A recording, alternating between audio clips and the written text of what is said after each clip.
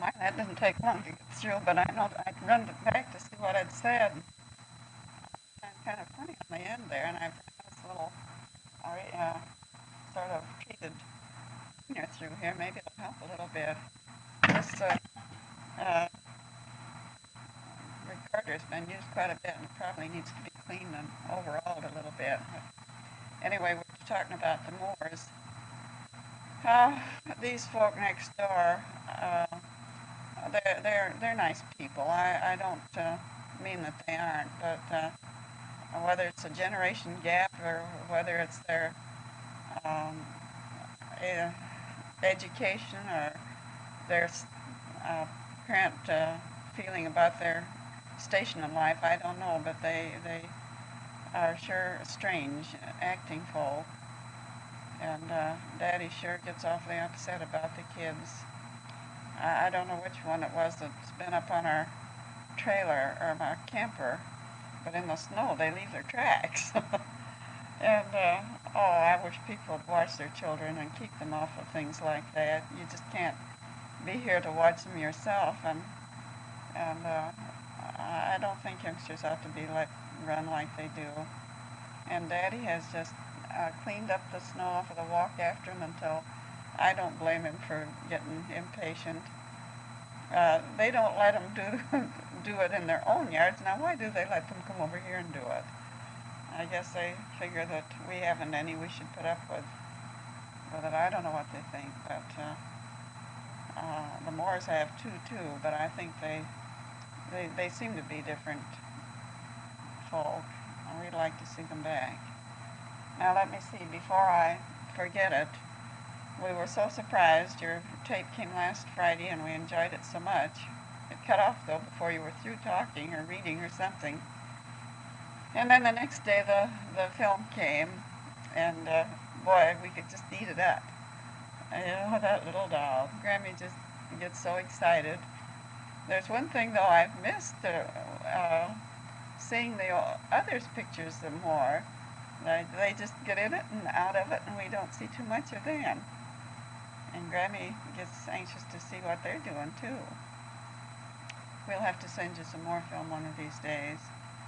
I expect by now that little Valentine box has come to your door. We hope it has.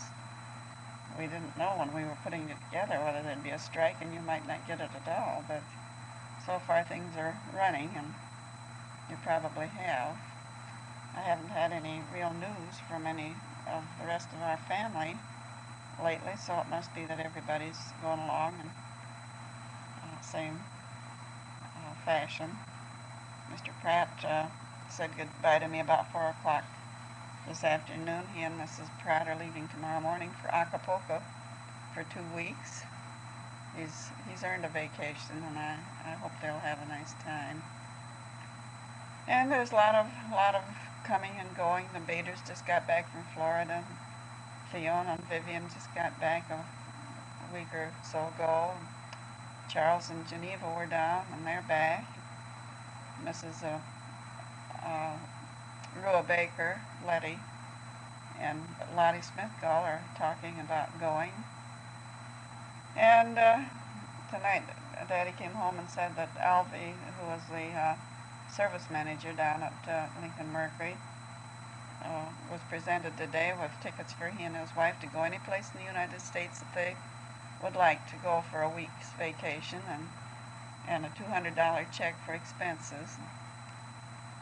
And I said, well, when are they going to pick their choice mechanic? And he said he didn't know. And I said, well, if you had that choice to make, where would you go? And he said, well, I guess you know where I'd go. And I said, well, I know where I'd like to go.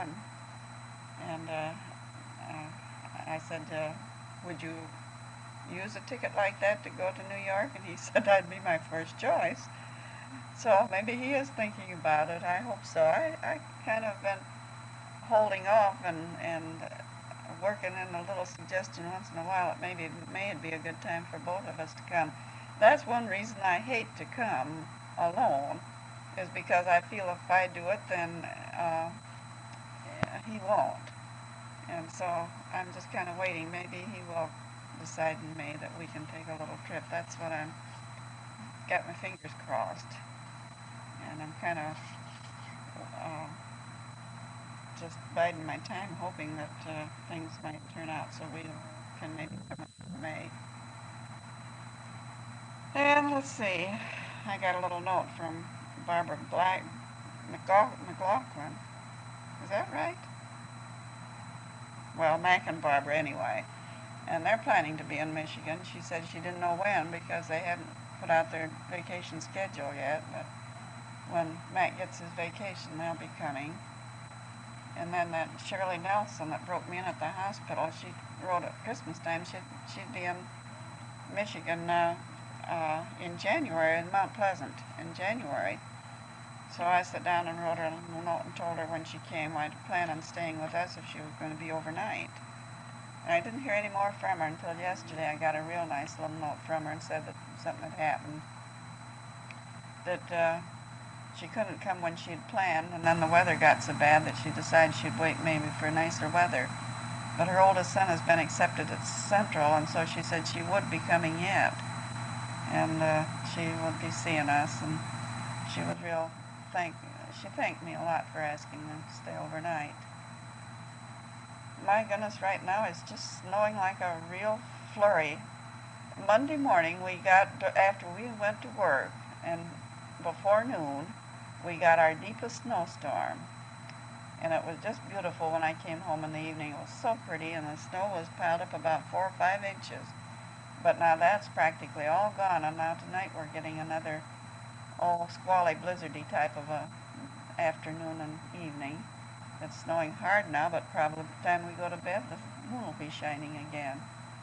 Pastor Mitchell and Stevie are going to Georgia to see the eclipse of the sun in March. I think folks of the church are taking up a little birthday present for him to kind of help him with his expenses. I think it's so nice that they can go. And he's so interested in the heavenly bodies, and they say that that'll be the last total eclipse for many, many, many years. So they're having some kind of a father and son get together down there, and so he and Steve are going. Mrs. Mitchell isn't. Looks like my tape's getting away, and I don't know, I probably think of things I wanted to say when it's gone. But right now I'm kind of running out of something to say. We're sure hoping that you.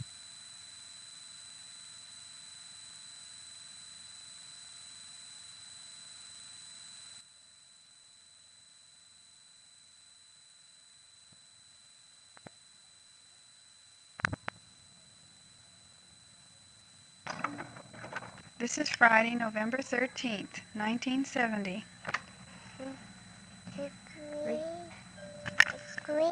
Hickory duck mouse went up the hop.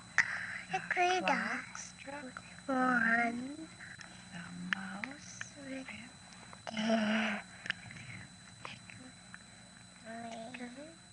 Hickory duck. Winky for you. It's a riot. What's that together then? We Willie Winky, you run through a trail. Dead and down, dead, and I came wrapping it.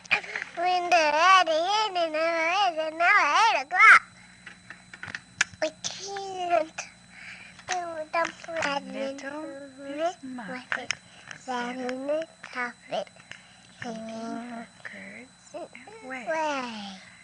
There came A great spider and sat down beside her and frightened Miss Muffet. Go away. Little boy blue, come blow The horn.